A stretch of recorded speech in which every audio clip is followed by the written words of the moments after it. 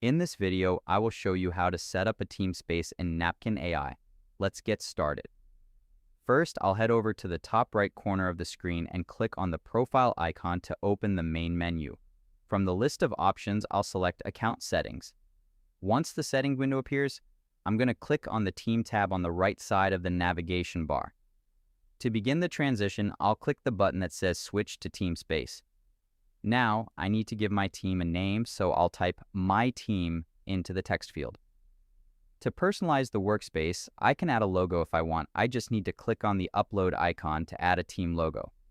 I'll click the blue Switch to Teamspace button. Next, I can invite my colleagues by typing their email addresses into the invitation box. Once I've entered the email, I'll click Send Invitations to notify them.